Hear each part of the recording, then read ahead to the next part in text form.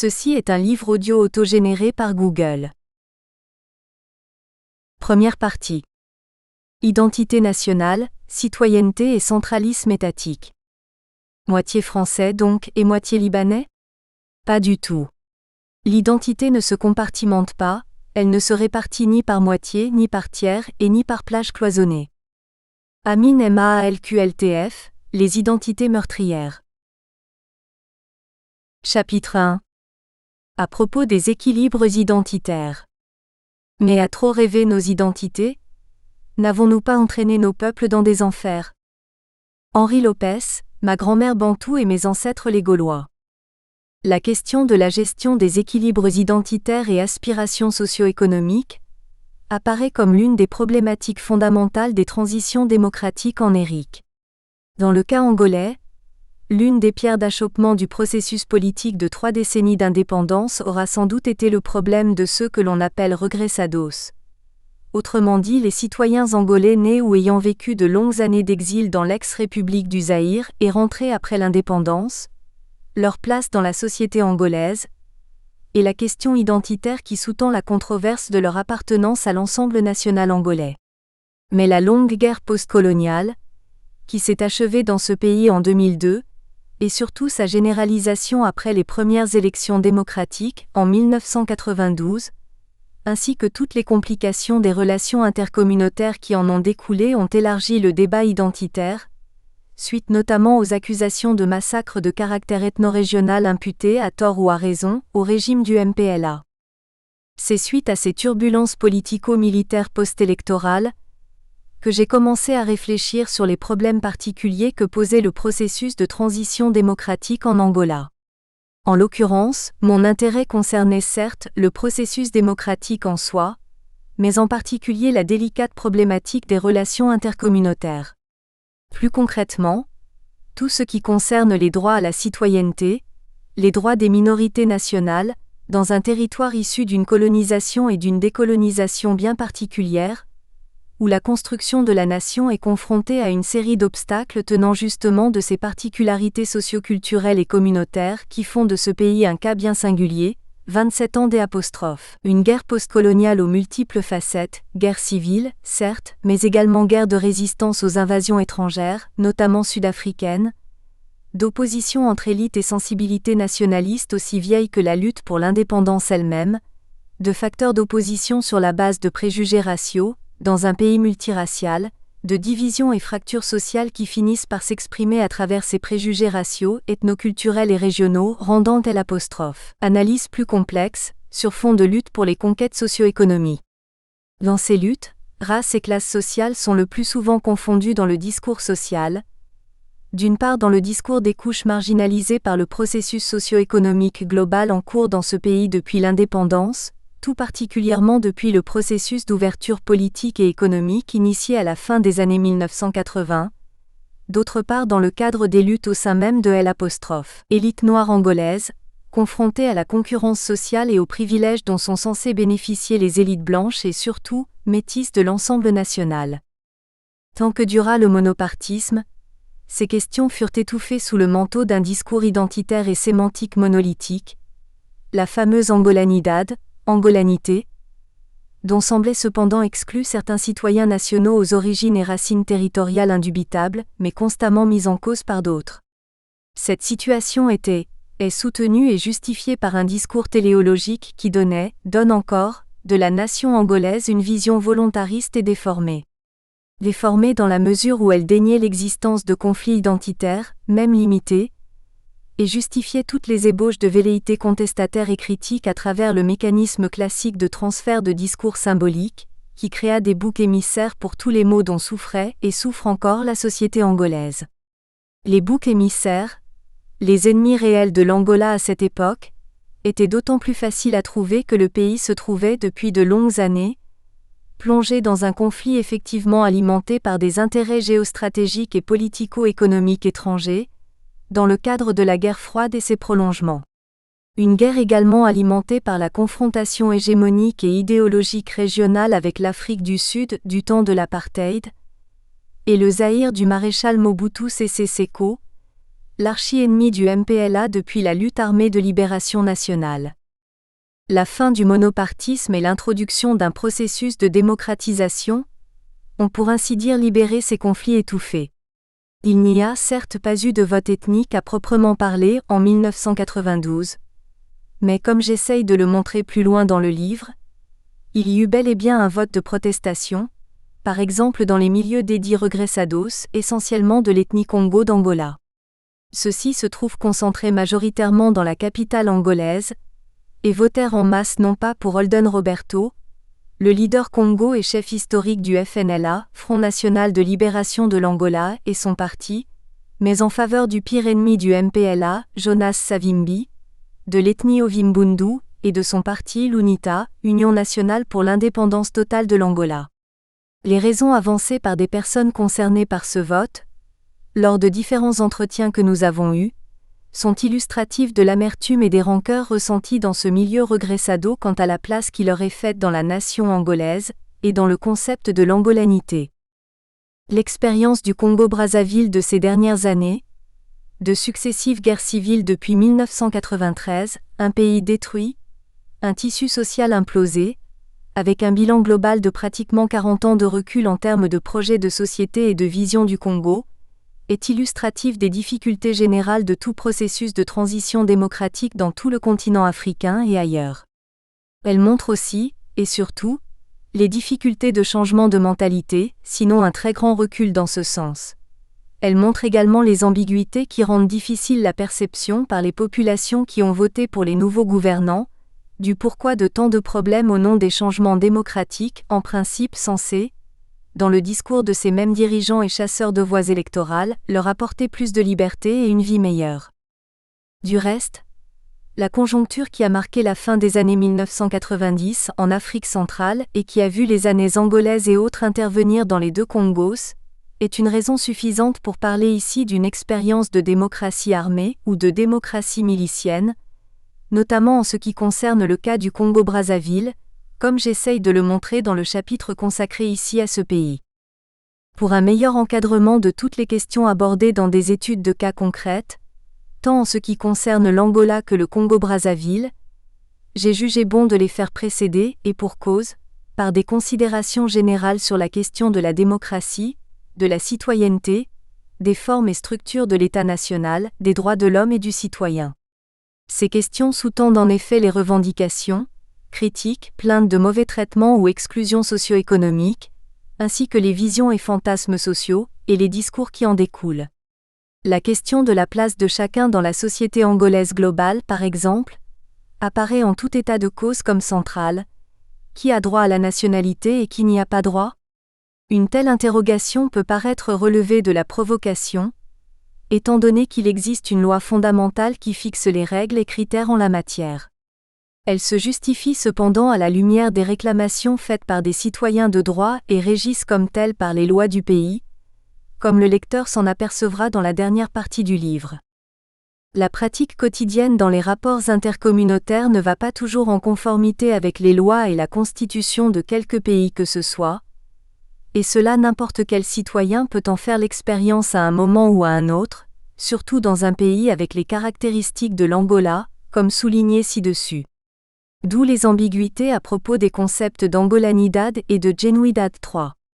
Y aurait-il des citoyens de première et de seconde catégorie ? Il ne s'agit pas là non plus d'une provocation intellectuelle.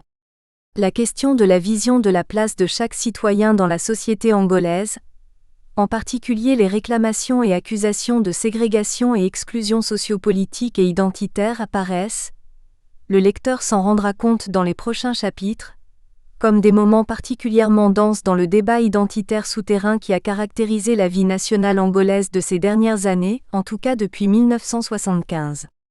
Ce débat n'a cependant pas été abordé ouvertement, et courageusement, de manière à conjurer tous les démons de la division nationale.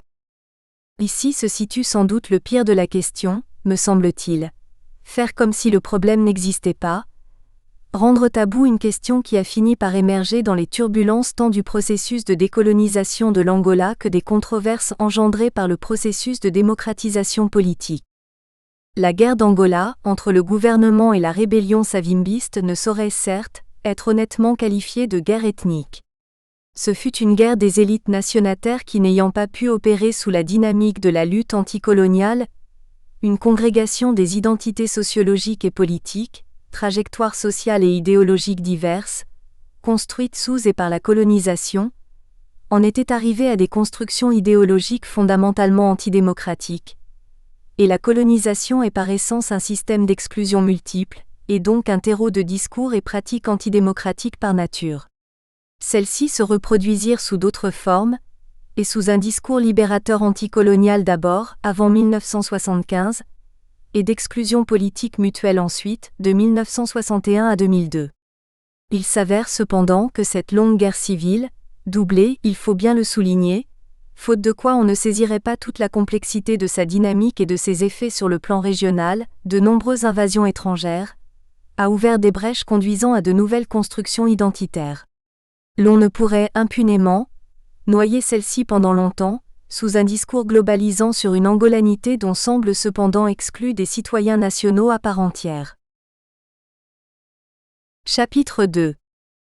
À propos de la citoyenneté et de la démocratie. Repartons à la base pour définir les notions et situer le champ du débat. Citoyen Laine 1. Nom masculin. Histoire.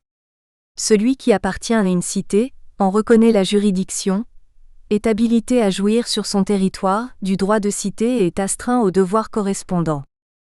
Au sens 3 de la définition, le dictionnaire ajoute « être humain considéré comme personne civique, ressortissant. Spécial. Personne ayant la nationalité d'un pays, qui vit en république. » Au sens 4, 1790 sous la Révolution française, appellatif remplaçant monsieur, madame, mademoiselle. Démocratie, nom féminin 1370 en parlant de l'Antiquité, repris en 1791, gr. Démocratia de démos peuple. Sens 1, doctrine politique d'après laquelle la souveraineté doit appartenir à l'ensemble des citoyens. Organisation politique, souvent la République, dans laquelle les citoyens exercent cette souveraineté. Arrêtons-nous sur ce seul sens de la démocratie, et laissons de côté l'énumération par le dictionnaire des différentes démocraties, depuis la seule antique ci-devant citée, la grecque. Exclusion et discrimination dans l'État-nation. Des générations de collégiens et lycéens africains et d'ailleurs, dont la mienne, ont appris dans les manuels scolaires que la Grèce, Athènes notamment, était la mère de la démocratie. Comme toute théorie historique, celle-ci a bien entendu sa part de contestable et de discutable, à commencer par le sempiternel eurocentrisme qui a régné des années durant dans les sciences humaines. Il ne s'agit cependant pas de nier que l'histoire grecque a vu s'affirmer dans le processus d'organisation de la cité, en tant que structure physique et conglomérat humain organisé, socialement et géographiquement structuré, un droit dans lequel s'est ébauchée et s'est affirmée la citoyenneté.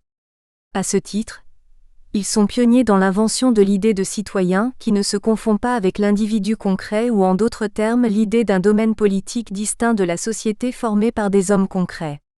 Il s'avère cependant que cette citoyenneté n'était pas démocratique au sens où on l'entend aujourd'hui, et entendue comme allant de soi pour tout habitant de la cité-État athénienne, elle était sélective puisque les femmes, les métèques et bien sûr les esclaves en étaient exclus. Une sélectivité fondée sur une base sociale, de sexe et de classe. Aristote relevait déjà les ambiguïtés génétiques de la question, et exprimait en fait les limites de la démocratie grecque. La notion de citoyen prête souvent à contestation, car on n'est pas d'accord pour considérer comme citoyen le même individu. Tel est citoyen dans une démocratie, souvent n'est pas un citoyen dans une oligarchie. Le citoyen n'est pas citoyen du seul fait qu'il réside quelque part, le métèque et l'esclave ont comme lui le droit de résider. Mais donnons aux théoriciens pionniers de la démocratie athénienne le bénéfice du doute temporel et historique. Dans un processus en élaboration, on conçoit de prime abord que toutes sortes d'ambiguïtés existent, reflets de tâtonnements initiaux. Qu'en est-il alors des temps modernes, des réalités courantes quant au concept en débat ? Qu'est-ce qu'être citoyen aujourd'hui ? Et quels sont les critères qui président à l'élévation à ce titre de noblesse au sein de la polis ? En fait, Le monde moderne et contemporain, même dans les démocraties avancées d'Occident notamment, aurait peu de leçons à donner aux anciens Athéniens en matière d'exclusion sociopolitique de la citoyenneté. La Révolution française qui nous a légué tant de conquêtes de l'esprit humain, et de la pensée politique en particulier, vécut de façon dramatique le débat sur la citoyenneté démocratique. Là aussi, il y eut exclusion. Les exclusions où primait le politique et la lutte de classe, où l'idéologie avait pris le dessus sur les questions essentielles, à telle enseigne que le débat sur cette question fut l'une des clés qui scella le destin du processus révolutionnaire, à commencer par le problème de sa défense. Révolution bourgeoise, elle ne put d'abord et avant tout, en tout cas dans un premier temps, compter que sur les milices du tiers-État pour sa défense, d'une part contre l'armée royale et la noblesse, et tout ce qui se ligua contre elle dans toute l'Europe, d'autre part dans sa première phase tout au moins, elle dut tourner ses armes contre le peuple des rues et la paysannerie, dont les insurrections éclataient alors dans les campagnes. On ne pouvait armer que ceux en qui on reconnaissait l'appartenance à l'attribut citoyen.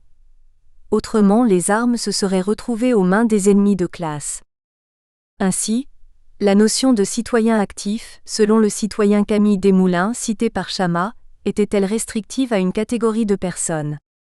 Ceux qui ont pris la Bastille, ceux qui cultivent les champs. Pendant ce temps, les fainéants de la cour et le clergé, malgré l'immensité de leur domaine, mènent une vie végétative. Qui avait pris la Bastille, dans ce chamboulement global, et en ce jour du 14 juillet 1789 ? Cette première révolution, Chamat 1999, Passim, était, répétons-le, une révolution bourgeoise, une bourgeoisie active, à n'en pas douter. Mais l'assaut de la Bastille et ses suites révolutionnaires ne furent pas que l'œuvre de la bourgeoisie, de ses milices et des intellectuels des différentes factions, girondins, montagnards, jacobins, thermidoriens, auteurs des différentes idéologies qui se confrontèrent avec férocité. Ce fut une œuvre tout aussi bien de la foule, du peuple des rues, du sous-prolétariat parisien, du quart-État, venu à la rescousse d'un rêve de mieux-être, qui allait renforcer les rangs de l'armée révolutionnaire, et dont les besoins de justice sociale vont aider à la radicalisation révolutionnaire dans la phase jacobine du processus. Selon Élie Sagan, le tiers-État triomphant avait réduit la citoyenneté au champ politique qui incluait les révolutionnaires, toutes factions confondues, et une opposition loyale. L'introduction de la notion des opposition loyale impliquait donc la notion des opposition déloyale.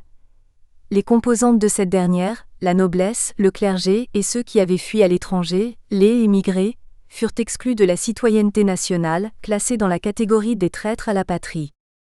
Il devint cependant immédiatement clair, dès les premiers mois de la Convention, lorsque Girondins et Montagnards commencèrent vicieusement à se lancer des anathèmes mutuels, et à s'entre-déchirer, que les Français n'avaient aucune compréhension de la nature d'une opposition démocratique loyale, et ne comprenaient pas qu'une société démocratique n'était possible que si l'on était capable d'admettre l'existence d'une opposition politique de bonne foi. Car si tous les opposants politiques étaient d'emblée perçus comme des traîtres, aucune démocratie ne serait possible. La restriction de l'attribut citoyen dans le champ politique ouvrait donc les portes à l'intolérance sociopolitique globale, dans laquelle sombra la Révolution française. La radicalisation de celle-ci se fit à coup d'impitoyables exclusions politiques mutuelles entre factions, mais aussi d'exclusions sur des bases sociologiques et racistes, le tout sur fond de guerre civile généralisée dans l'arrière-pays, soulèvements paysans marqués notamment par la guerre de Vendée, complot des émigrés et de la noblesse, etc. C'est ce que Simon Chamat nous résume dans son essai sur la Révolution française. Non seulement la Constituante n'était pas préparée à prendre en compte les femmes comme partie active du processus politique, mais elle avait également rejeté les aspirations d'autres candidats à la citoyenneté. Des députés des Antilles françaises, qui avaient pourtant repris librement les principes des droits de l'homme en vue de leur propre libération des contraintes de la régulation du commerce colonial, allaient violemment refuser l'application de ces mêmes principes aux esclaves noirs. Après avoir créé un concept fourre-tout de citoyenneté dans la Déclaration des droits de l'homme, les députés décidèrent subséquemment que certains étaient plus égaux que d'autres. Ainsi, seuls les Français de sexe masculin et âgés de plus de 25 ans, ayant un domicile établi depuis plus d'une année, économiquement indépendants et payant les impôts, pouvaient acquérir le droit de vote dans les assemblées électorales. Les Juifs n'échapperont pas non plus à ces exclusions, à qui certains refuseront au départ ces droits de l'homme et du citoyen, arguant qu'ils étaient frappés par une malédiction politique et religieuse, struck by a political and religious malediction. Chama, 1990/498. Et l'auteur d'ajouter une remarque dans laquelle bon nombre des classes dirigeantes africaines pourraient se retrouver aujourd'hui, comme dans un miroir politique et moral. Les révolutionnaires français seront incapables, en l'occurrence à partir de septembre 1792, de dépasser la paranoïa dans laquelle ils s'enfonçaient, et d'asseoir une citoyenneté démocratique. Dans le même sens, les États européens nés entre les deux guerres mondiales, Yougoslavie, Pologne et les provinces baltes, tout comme d'autres plus anciens, vont institutionnaliser la question des minorités en basant les fondements de l'État-nation sur une seule nationalité ethnique, majoritaire, et en désignant de minorités les autres nations ethniques. Les individus appartenant à ces minorités étaient alors automatiquement exclus du cadre de la citoyenneté, et hors du champ de protection légale qui couvrait les seuls citoyens reconnus comme tels.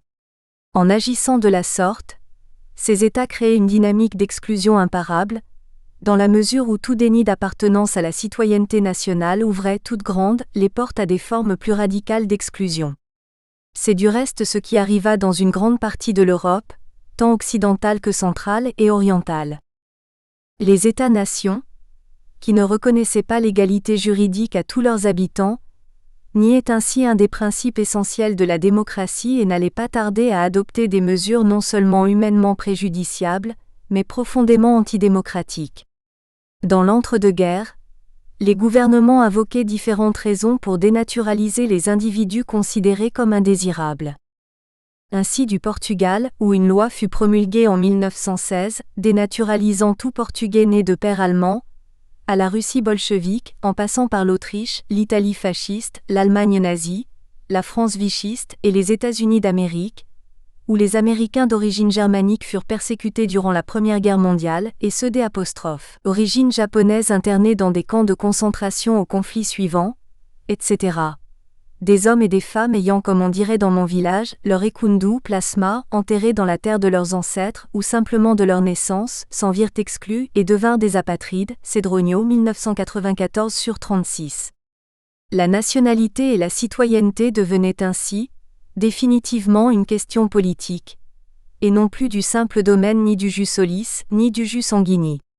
Elle devenait même une question idéologique, tant pour les antifascistes italiens que pour les anti-bolcheviques russes, dénaturalisés et rendus apatrides par décret, par les régimes alors en vigueur dans leur pays dans ces années 1920. Plus près de nous, la question des Banyamulenge, prélude à la relance de la guerre civile en République du Zaïre d'alors, est un exemple type de réinvention de la citoyenneté politique et d'exclusion de celle-ci des minorités ou des opposants ou concurrents politiques.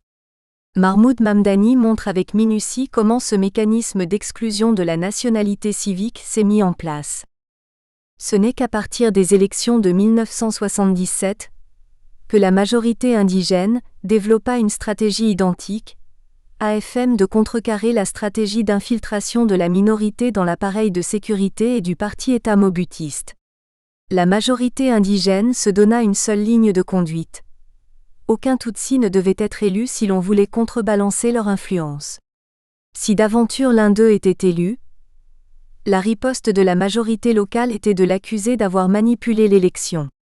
C'est donc sans surprise que le Parlement issu des élections de 1977 eut à voter une nouvelle loi sur la citoyenneté, hostile à la minorité de langue Kinyarwanda. La loi de 1981 aurait été votée sous haute pression des hommes politiques Nande et Houndé du Nord Kivu. Elle stipulait que seules les personnes pouvant prouver leurs liens ancestraux avec les populations qui habitaient le territoire du Congo en 1885 au moment de sa délimitation coloniale, sous cette dénomination, pouvaient se prévaloir de la citoyenneté congolaise.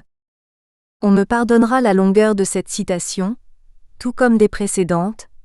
Elle nous ramène à la question des frontières coloniales autant qu'à la question de la manipulation des identités ethniques. Prendre 1885, Conférence de Berlin et consécration internationale de l'État libre du Congo de Léopold II de Belgique, comme marque de la citoyenneté civique zaïroise congolaise, c'est mettre en place une base avérée de remise en cause permanente de l'appartenance à l'État-nation de toutes les minorités, et dans n'importe quel État-nation africain. Si tel arrivait en Angola, ce serait une désarticulation du pays, sur la base raciale notamment, mais aussi en ce qui concerne les ethnies frontalières problématiques, Bakongo, Lunda Tchokwe et Kwanyama en particulier. Si les Congolais de la rive droite du fleuve Congo décidaient d'eux-mêmes, le Kwilu se démembrerait, partagé qu'il est entre le Congo, l'Angola, Cabinda et le Gabon. Les régions congolaises de la Cuvette et de la Sangha perdraient une partie de leurs terres au profit du Gabon et du Cameroun. La Likwala, cette extraordinaire mosaïque de population venue du Moyen et surtout Bas-Ubangi, ainsi que du Haut et Moyen Congo géographique, voire du Chari, au-delà des frontières de 1885, ferait sécession à coup sûr, elles dont les élites intellectuelles et politiques n'hésitent pas à invoquer l'indépendance territoriale, en réponse au peu d'attention qu'accorderait de leur point de vue le pouvoir central à leur région depuis l'indépendance. Les conséquences de la redoutable invention qu'est l'ivoirité, et ce qu'il est advenu de la Côte d'Ivoire après, n'en appelleront jamais assez à l'attention des élites au pouvoir en Afrique, quant au danger de telles manipulations des identités nationales et ethniques. Il ne s'agit pas de défendre mordicus les frontières issues de la conférence de Berlin de 1885. Du reste, elles ont été refaites à plusieurs reprises bien après cette date, au gré des ententes ou des guerres entre puissances coloniales, et dans certains cas après les indépendances. Au contraire, je soutiens qu'il faut les dépasser dans le cadre d'unions régionales, et leur élargissement progressif vers une Union africaine réelle, dont les formes seront en fonction du gain global que le continent pourrait en tirer face au reste du monde.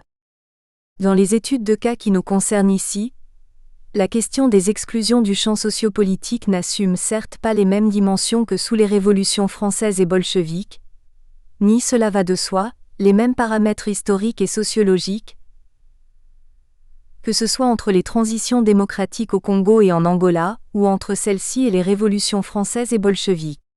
Elles n'en restent pas moins dramatiques. Les révolutions françaises et bolcheviques ont marqué le passage d'un mode de production à un autre, avec ce que cela implique de violence, physique, morale, culturelle, mais également, cela va de soi, sémantique et symbolique, et de complexité de lutte sociale et de classe. Mon intérêt dans les pages qui suivent se porte en fait, pour l'essentiel, sur les mécanismes du processus de gestation, du surgissement des exclusions, et les réponses sociopolitiques qui leur sont apportées par les détenteurs des pouvoirs publics dans les deux pays après les indépendances. Les transitions démocratiques sont en cela un moment particulier d'observation de ces phénomènes. Au-delà des considérations critiques et du doute que l'on peut émettre sur ce que Christine Messiaen appelle le label homologué des transitions démocratiques, c'est un moment crucial de l'histoire africaine qui se joue, après plus de 3 décennies de système monopartisan quasi général dans l'ensemble du continent, du nord au sud, et à quelques rares et problématiques exceptions près, cas de la démocratie raciale, sous l'apartheid en Afrique du Sud. C'est un moment de rupture, et non seulement en ce que le multipartisme est désormais une donnée généralisée quoique pas encore totalement, on sait qu'en lui seul il ne résout pas l'essentiel du débat démocratique. C'est surtout parce que le courage d'exiger plus de liberté politique et civique, plus de justice, et de respect des droits de l'homme et des minorités, a pris le dessus sur la peur dans laquelle avaient sombré les sociétés africaines, malgré des révoltes périodiques qui, comme des volcans mal réveillés, avaient éclaté çà et là tout au long de ces près de 3 décennies. Celles-ci ont du reste vu défiler plus de coups d'État militaires que de révoltes populaires structurantes d'un point de vue de la société globale de chaque pays. Il en est des barrières psychologiques comme du mur de Berlin, ou demain certainement celui que l'on érige aujourd'hui entre Arabes et Juifs en Palestine. Il suffit qu'un pan du système et du discours téléologique qui en était à l'origine s'écroule, pour que le reste suive, même si cela doit se dérouler à pas de tortue. Avant de les aborder dans les chapitres suivants, il importe de résumer les questions relatives à chaque cas. Le cas congolais. Les changements au Congo et en Angola ont d'abord fait suite à des situations de décolonisation. Dans le cas du Congo, ce fut une décolonisation négociée sur des bases coloniales avérées, suivie d'une révolte sociale que des intellectuels volontaristes vont essayer de transformer en révolution politique, socialiste, mais dans des ambiguïtés idéologiques, y compris dans la définition du mode de production et dans l'assomption pratique de celui-ci, à faire se retourner Lénine dans sa tombe. Les marxistes-léninistes congolais n'ont pas installé dans le pays un mode de production socialiste absolu, à la soviétique, et l'économie de marché a bien continué à y prospérer sans trop d'ennuis. De cela pourraient bien témoigner entreprises et hommes d'affaires français, portugais, ouest-africains, libanais et quelques rares capitalistes congolais qui ont eu pignon sur rue à Brazzaville ou à Pointe-Noire, même au plus fort de la radicalisation révolutionnaire congolaise, plus verbale que pratique, des années 1970. La vie politique congolaise est née sur la base d'une vision paranoïaque et manichéenne à souhait de l'opposition en politique, Obenga, 1997, Passim. Cela s'est illustré par les divers épisodes de violence, qui ont constamment tenu lieu de relations de gouvernants à gouvernés, des tenants du pouvoir et de ceux qui n'en font pas partie. La première guerre civile congolaise, en 1959, avait certes été de courte durée, seulement quelques jours de violence, de mort et de destruction, mais cela avait permis de mettre en place une mentalité d'exclusion qui est devenue à la longue partie de la culture politique congolaise. Cette exclusion avait dès le départ pris des contours identitaires ethno-régionaux, le Nord contre le Sud, les Bangala contre les Bakongo.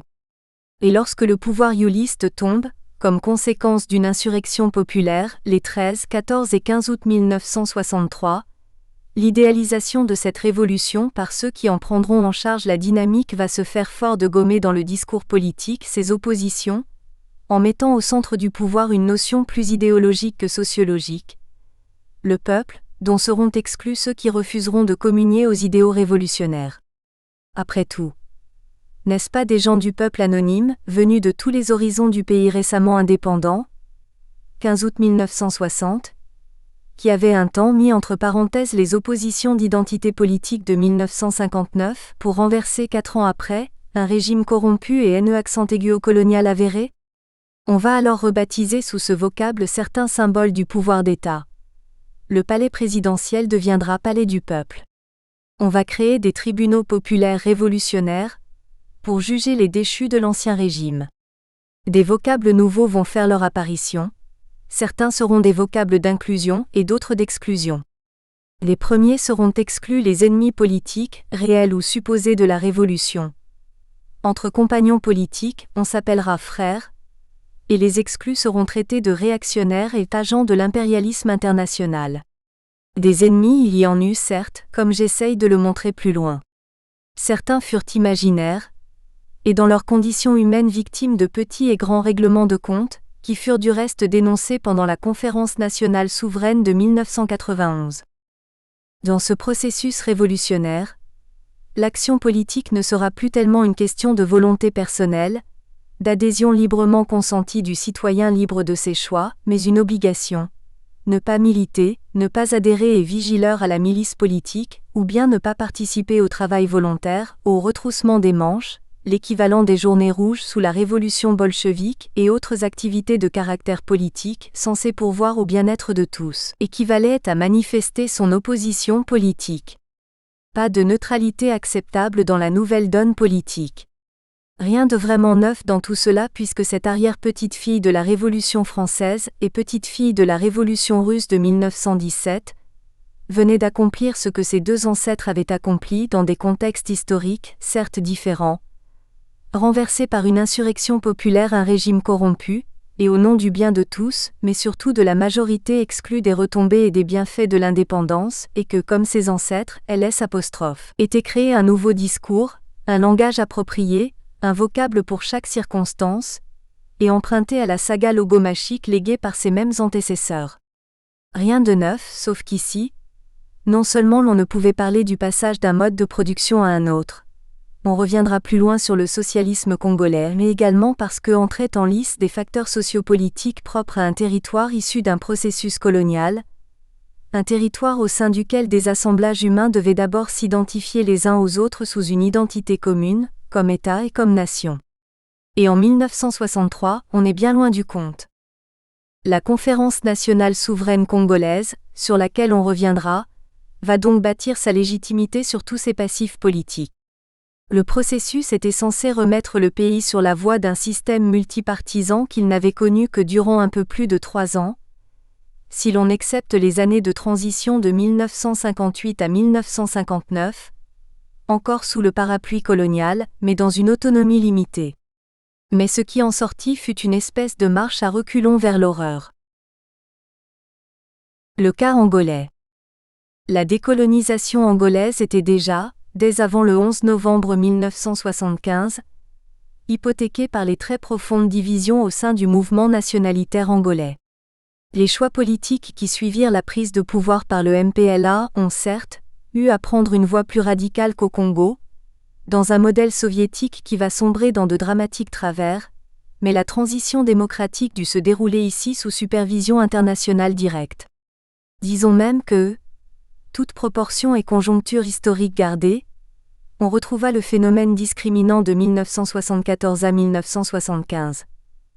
Des dizaines de partis politiques, il y en avait 111 enregistrés au tribunal suprême à Luanda entre 1990 et 1992, avaient fait leur apparition, certes, mais essentiel de la négociation pour les changements se fit entre 2 des 3 protagonistes de 1975. Le MPLA parti-État cette fois, et l'UNITA, puissant appareil militaro-politique. Cette dernière n'avait pas les attributs d'un État, tels que les définit le droit international. Elle avait cependant agi, des années durant, en virtuel État parallèle, contrôlant et gérant dans un système dictatorial avéré, une vaste et riche partie du territoire angolais. À cette fin, elle disposait d'une armée avant tout rompue à la guerre de guérilla, la plus riche et la plus équipée du monde dans les années 1980, mais aussi pourvue de moyens pour une guerre conventionnelle, aviation mise à part. Qui plus est, cette rébellion avait une diplomatie efficace, dynamique, qui fit souvent des dégâts là où le régime du MPLA brillait par la pratique de la chaise vide, ou pour des raisons de brouille avec certains régimes africains ou extra-africains. Ce sont en fait 2 systèmes monopartisans qui se firent face en 1991 à 1992, dont l'un à prédominance structurelle militaire.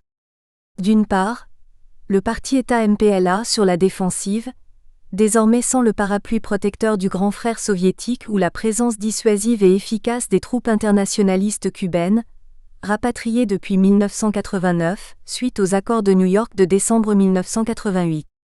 D'autre part, le mouvement rebelle UNITA, conquérant, assis sur la conviction, et aidé et encouragé en cela par les Occidentaux, dont les alliés américains, que les jeux étaient faits, et que le pouvoir était prêt à tomber dans ses mains. Le premier avait traîné les pieds et essayé de jongler contre la nouvelle conjoncture internationale, pour ne pas procéder à une ouverture totale du système politique qu'il avait créé en 1975 à la faveur et de la guerre froide, et des systèmes monopartisans en vigueur alors dans quasi tous les pays africains indépendants en 1974 à 1975, Mabeko Tali, 2001, passe. Pour sa part, le mouvement rebelle conquérant semblait envisager à contre-cœur ce multipartisme que la conjoncture internationale imposait. À défaut d'instaurer le même système monopartisan, le monde avait changé depuis 1975 et ses alliés ne l'y auraient certainement pas encouragé, la mode n'étant plus à cela, ils se seraient peut-être bien contentés du modèle américain. En tout état de cause, la bipolarisation tant décriée par les autres partis politiques angolais fut un fait avéré. La transition angolaise eut 2 protagonistes plus un.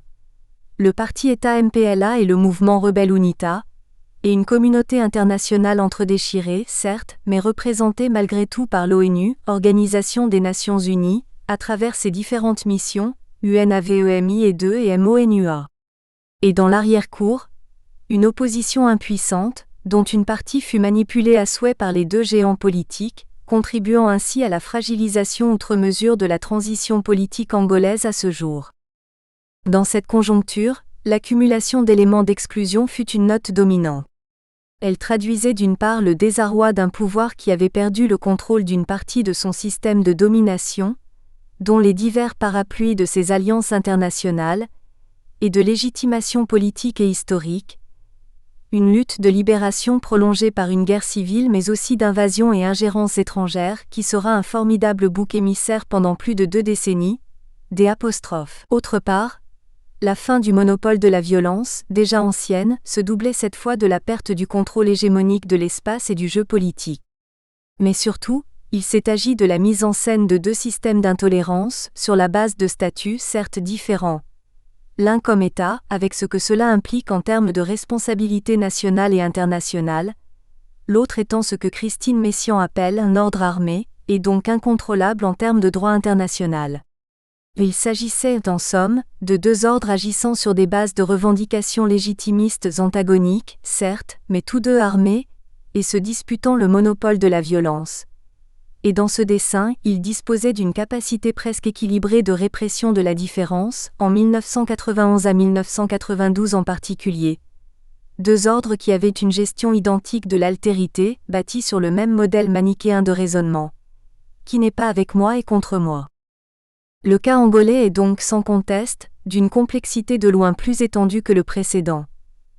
Ici, la transition démocratique ne signifiait pas seulement sortir d'un système de parti unique marxiste-léniniste pour un système multipartisan, et gérer les oppositions entre élites ethno-régionales et racialement différenciées.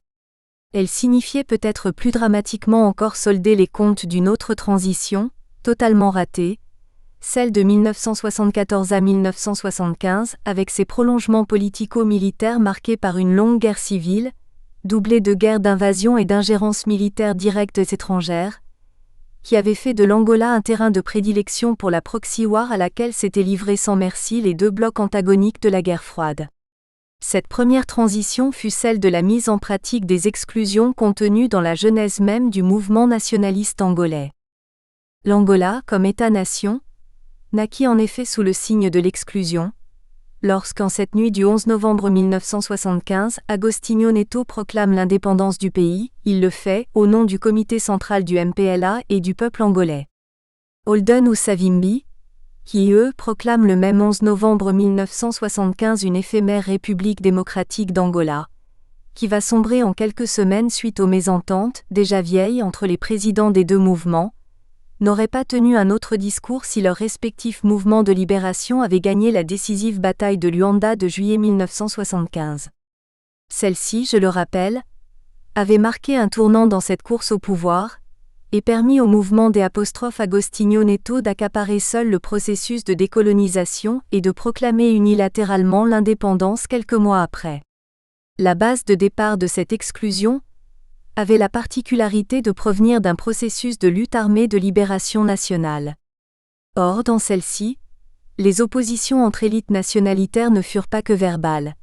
Les armes, qui étaient censées ne tirer que sur les troupes d'occupation coloniale, servirent aussi aux combattants anticoloniaux pour monter des embuscades et s'entretuer. Tout processus d'unification des deux plus anciens mouvements, MPLA et FNLA, fut rendu impossible par deux facteurs.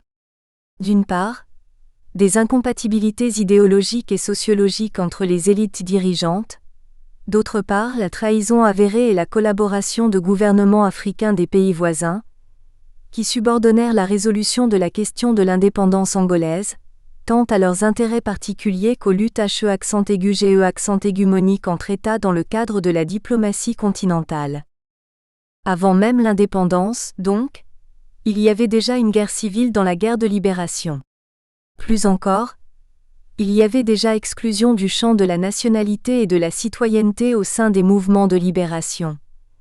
L'UPA-FNLA déniait toute appartenance à l'ensemble angolais aux métis du MPLA et de la société créole angolaise, considérés comme des fils de Portugais. Dans le MPLA, non seulement on avait classifié et dénommé les Angolais de la diaspora en terre congolaise sous le néologisme péjoratif de Cogangolanos, mais en plus l'appartenance aux nationalités et citoyennetés angolaises postcoloniales n'était pas entendue comme allant de soi et acquise d'avance, même pour les cadres militants et guérilleros, les activistes clandestins ou enfermés dans des prisons coloniales, métis et blancs. Je montre dans mon travail sur le MPLA comment cette légitimité fut constamment mise en cause par une partie du mouvement de libération, notamment de la part des cadres noirs, et comment l'on chicana littéralement pour trouver des compromis sur ce problème, en pleine conférence des militants dans l'Est angolais, en septembre 1974. les cadres militants et guérilleros blancs et métis vécurent en permanence sous un statut fragile, dans la plupart des cas négociés à coups d'allégeance politique, lesquels justifiaient cette espèce de solennité qui marqua souvent leur rapport avec Agostinho Neto. Ce dernier, défenseur acharné de l'antiracisme, de l'antitribalisme et de l'antirégionalisme, fut du reste constamment accusé d'être le protecteur des métis et des blancs, au sein du mouvement de libération qui deviendra le Parti-État, in Mabeko Tali, 2001 vol. I et 2 Passim.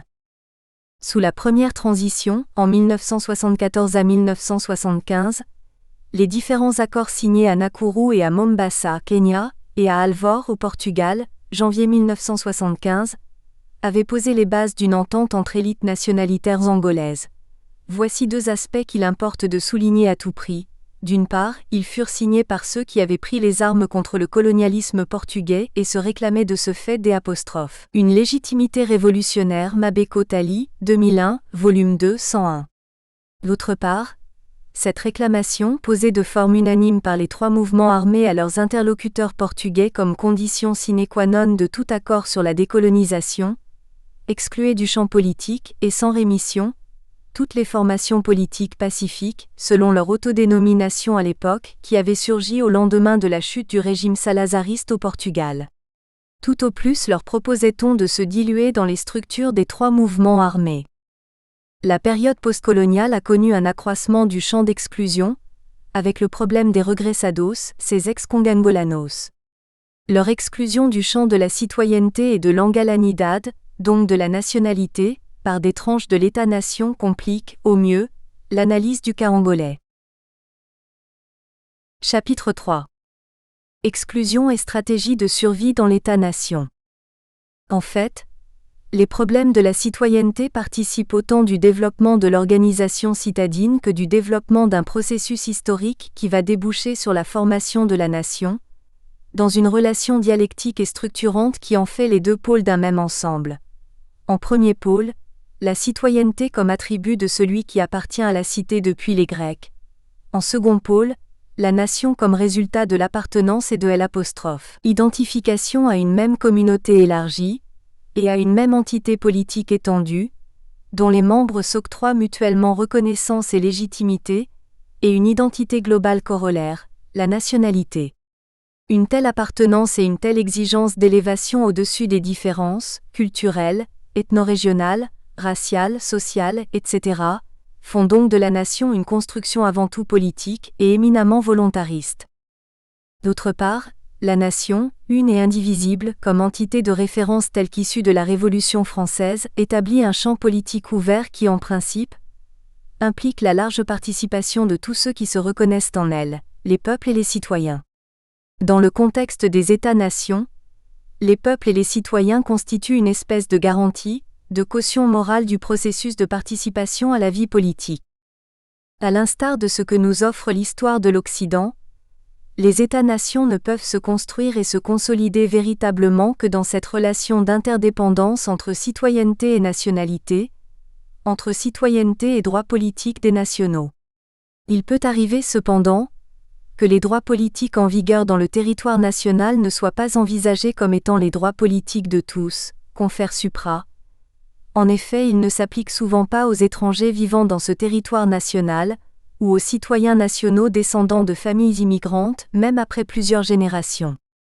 La crise politico-militaire en Côte d'Ivoire, provoquée par l'exclusion politique, pour doute sur les origines nationales, pour défaut d'ivoirité de souche, d'une figure politique de premier rang, l'ancien Premier ministre Alassane Ouattara, avec toutes les conséquences que l'on sait, montre qu'ici réside un facteur toujours présent de fracture sociale et politique, voire territoriale de l'État-nation.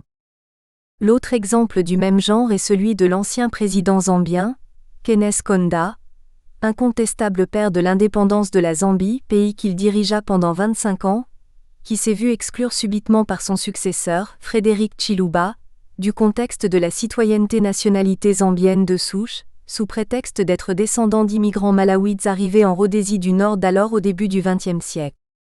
Plus récemment encore, en Guinée-Bissau, le général Assumane Mané, un héros de la lutte de libération nationale menée par le PAIGC, Parti africain pour l'indépendance de la Guinée et du Cap-Vert, et ancien chef d'état-major de l'armée nationale de ce pays, fut subitement déclaré étranger par le nouveau chef de l'État élu, Kumba Yala, lui-même renversé par la suite par l'armée en septembre 2003, sous prétexte d'être d'origine gambienne.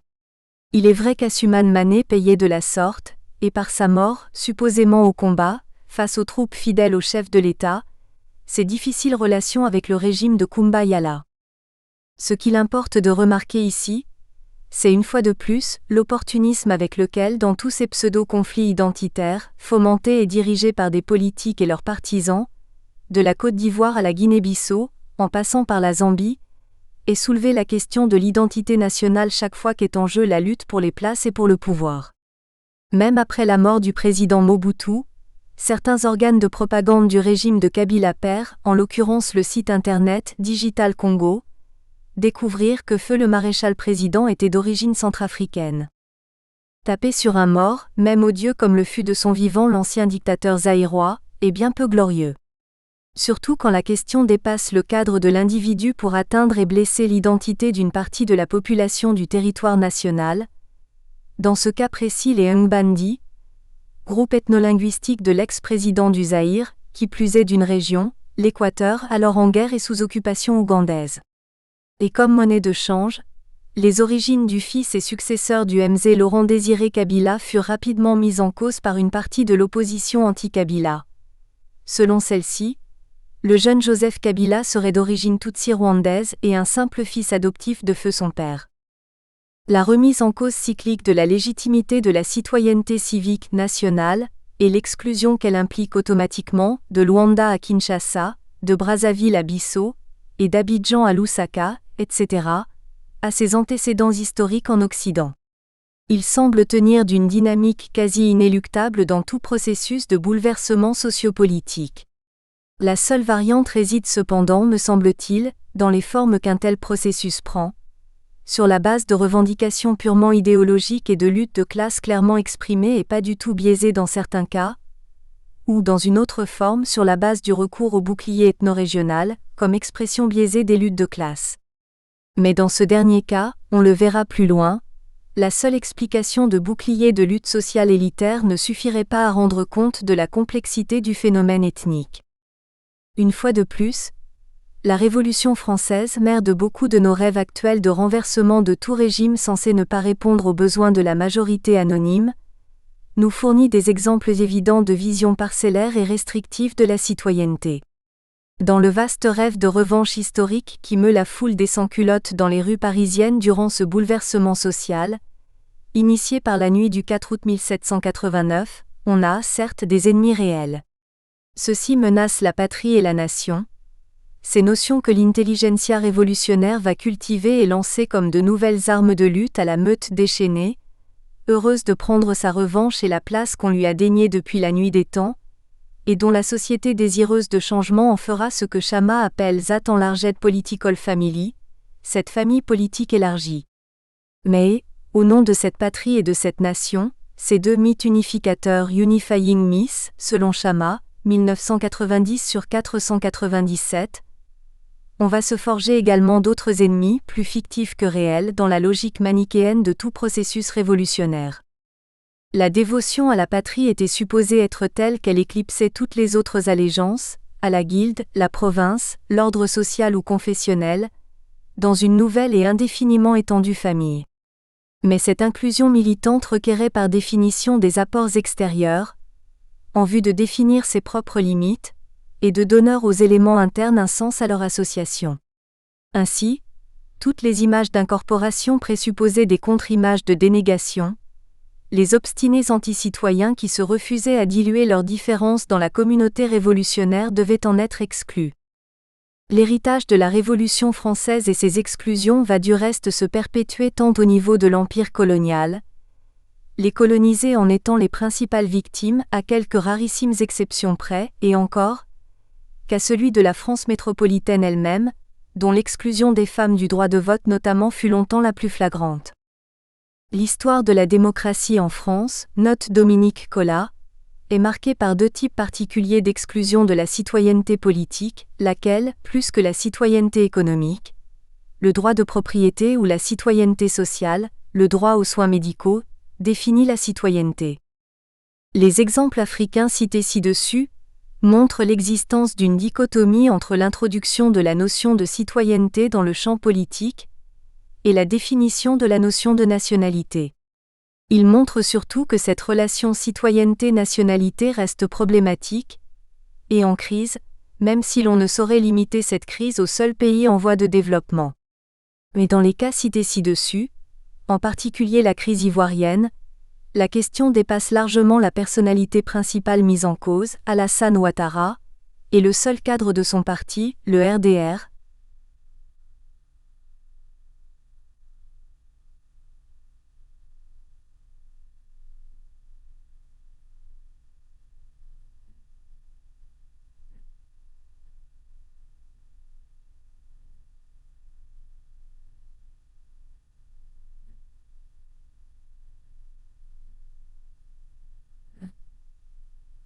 Rassemblement démocratique pour la République.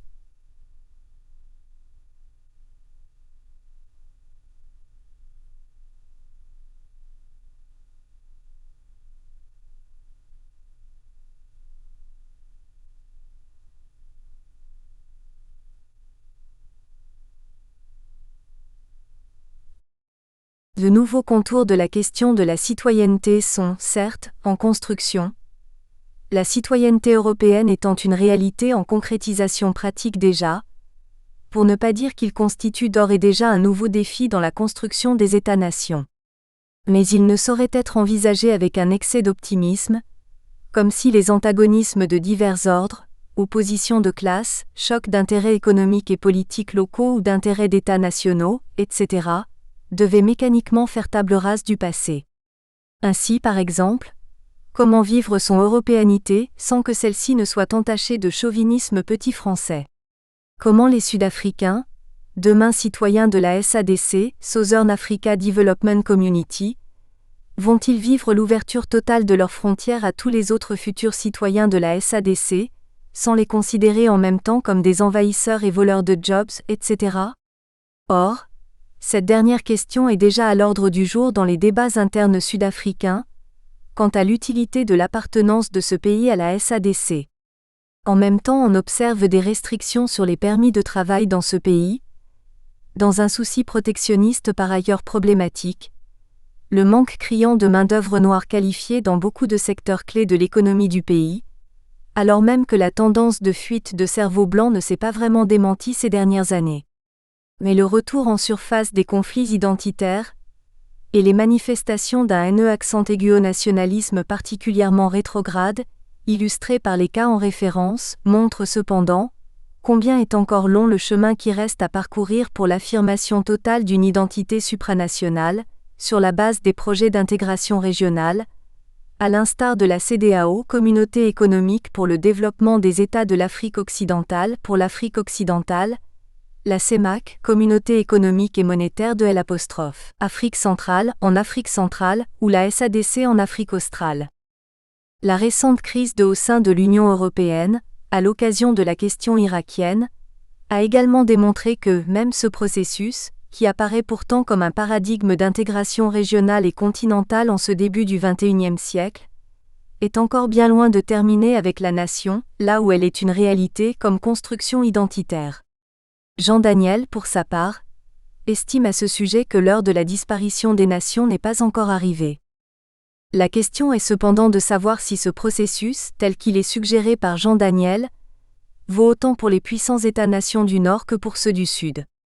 D'abord parce que l'existence même de l'État en tant que structure moderne, libérée de toute personnalisation et émancipée de toute patrimonialisation, ne va pas de soi et reste sujette à caution, pour ne pas dire que l'institution étatique continue de tenir de l'hypothétique dans beaucoup des pays africains subsahariens.